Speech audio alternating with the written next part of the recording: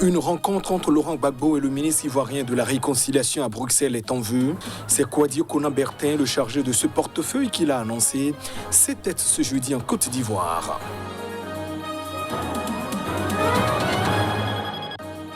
En Libye, les populations se souviennent du début de la révolution qui a renversé l'ancien guide Mouammar Kadhafi. Elles se sont rassemblées à la place des Martyrs à Tripoli, la capitale, tout comme le nouveau Premier ministre. Et puis la campagne de vaccination contre le coronavirus a démarré au Zimbabwe. C'est le vice-président du pays qui a donné le top de cette opération. Les vaccins sont offerts par la Chine.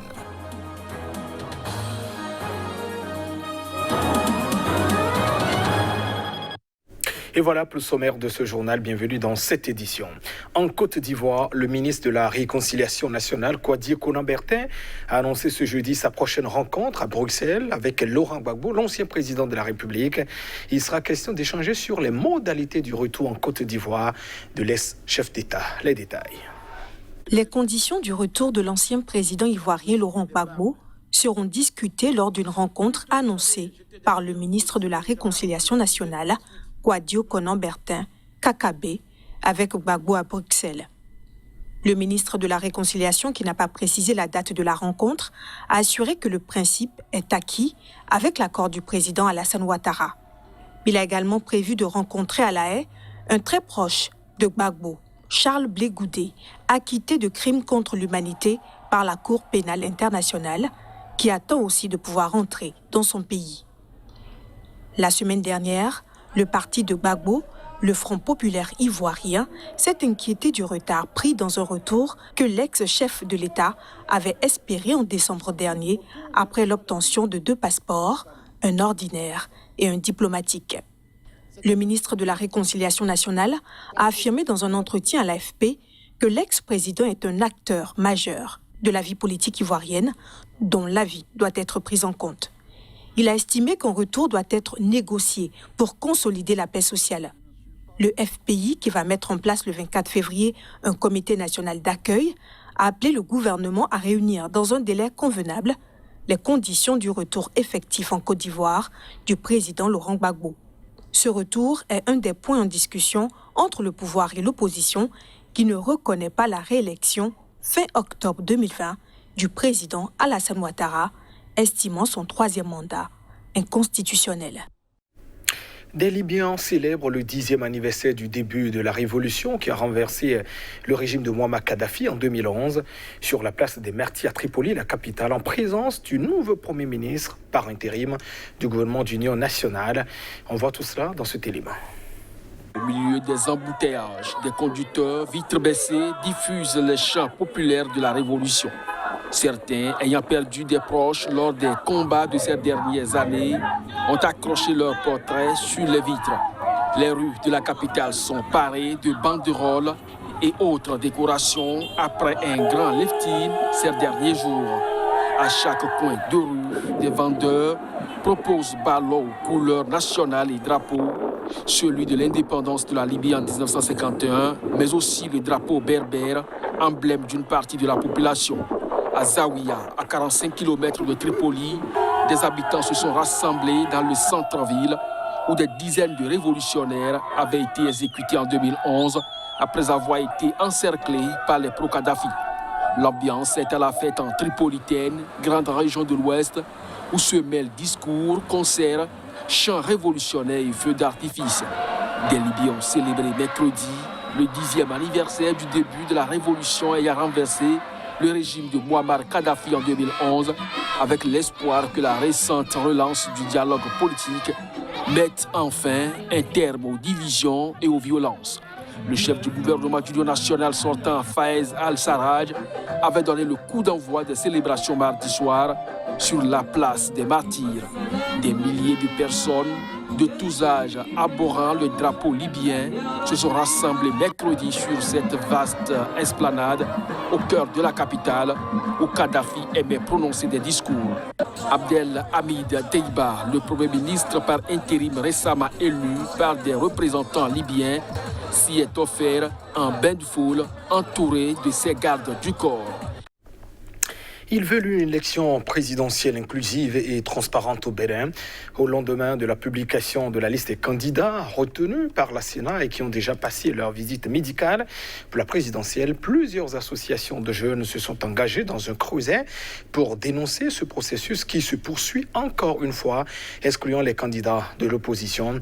Ces jeunes entendent désormais s'organiser pour que les choses ne demeurent plus en l'état. Ils se sont réunis dans un creuset dénommé Réveil patriotique de la jeunesse. Reportage.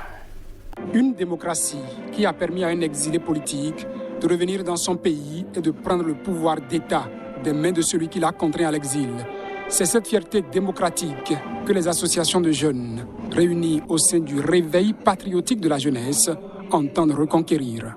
Nous sommes les héritiers d'une histoire immense.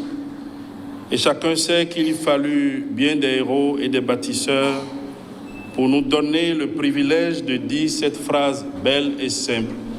Je suis béninois. Le Bénin dont nous sommes fiers d'être la jeunesse, c'est le Bénin qui choisit la liberté, l'honneur et l'égalité des chances pour tous ses enfants. Notre jeunesse se rassemble aujourd'hui contre le drapeau noir de ceux qui veulent compromettre la paix. Un drapeau noir qui serait hissé depuis l'avènement du régime actuel qui conduirait le Bénin à une énième élection exclusive, celle présidentielle. Un deuil pour la démocratie, un regret qui suscite une colère à peine voilée dans leur verve. Le Bénin a perdu, sous le régime du président Patrice Talon, sa culture démocratique et les valeurs du dialogue et du consensus qui ont permis jusque-là à notre pays de réaliser la paix. Tous, nous n'avons pas manqué de dire combien nous souhaitions des réformes bien pensées et opérantes. C'est à ce niveau que le président Patrice Talon a abusé de la confiance du peuple pour atteindre des objectifs liés à l'intérêt personnel. Le processus électoral en cours pour la présidentielle au Bénin a pris un virage dangereux et il faut prendre des mesures pour éviter le pire, exhorte le Réveil patriotique de la jeunesse. Et cette fois-ci, comme quelqu'un le dit, nous irons à la fermeté. On ne va pas se laisser faire, les gars. Et je sais qu'il y a une jeunesse debout qui dira non à Talon Patrice. Un défi qu'entend relever le RPJ. Au Tchad, au moins 35 personnes ont été tuées, dont un militaire, dans des affrontements entre éleveurs et cultivateurs dans le sud du pays. Cette province est, rappelons-le, en proie à des conflits meurtriers entre ces différentes communautés. Des cultivateurs ont été attaqués par des coupeurs de route. Cette attaque a fait un mort et 2 blessés, a indiqué Mahamad, le secrétaire général de la province du Salamat. En représailles, les cultivateurs qui accusent les éleveurs d'être responsables ont attaqué lundi dernier une zone où vivent les éleveurs dans la province du Salamat, dans le sud-est du Tchad. Au total, ces affrontements intercommunautaires ont fait 35 morts, dont un militaire, a déclaré le secrétaire général de la province du Salamat. Depuis ces affrontements, des forces de l'ordre ont été déployées dans la zone. Le retour au calme est intervenu ce lundi après-midi. Les violences entre communautés sont fréquentes dans le sud du Tchad, où nombre d'habitants sont armés. Ils opposent principalement éleveurs nomades arabes et cultivateurs autochtones sédentaires qui accusent les premiers notamment de saccager leurs champs en faisant paître leurs animaux. Selon le politologue tchadien Évariste Ngarlem Toldé, les conflits se sont généralisés dans presque toutes les provinces du Tchad dans le sud, le centre et l'est ces dernières années et elles prennent des proportions inquiétantes. Les autorités locales ont un parti pris flagrant puisqu'elles détiennent des troupeaux, ce qui ne facilite pas le règlement à l'amiable de ces conflits intercommunautaires, poursuit-il. Lors de son allocution du 31 décembre dernier, le président tchadien Idriss Déby Itno s'était dit affligé et consterné par les affrontements meurtriers survenus dans plusieurs localités ces derniers mois. Au Congo-Brazzaville, 7 candidats vont à la conquête du fauteuil présidentiel. La Cour constitutionnelle a publié la liste des candidats retenus dans le cadre de l'élection du 21 mars prochain. Le président Denis Sassou Nguesso, qui cumule déjà 36 années à la tête du pays, est candidat à sa propre succession. À 77 ans, Denis Sassou Nguesso discutera à nouveau le fauteuil présidentiel le 21 mars prochain. Face à lui, 6 autres challengers.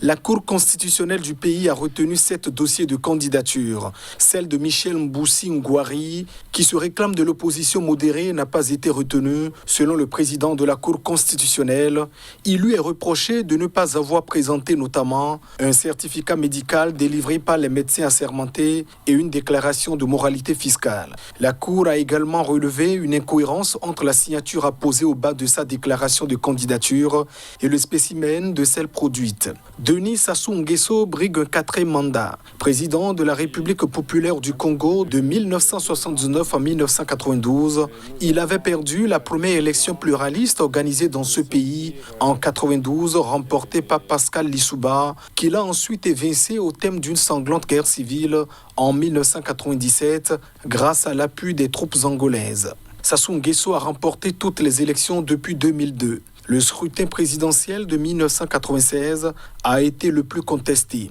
L'épiscopat s'est dit récemment inquiet de la transparence de la présidentielle du 21 mars. Le chef de l'État sortant aura notamment pour adversaire son ancien ministre des Finances, Mathias Dzon. Mesdames, Messieurs, ainsi se referme cette édition. Merci de votre attention. Au revoir.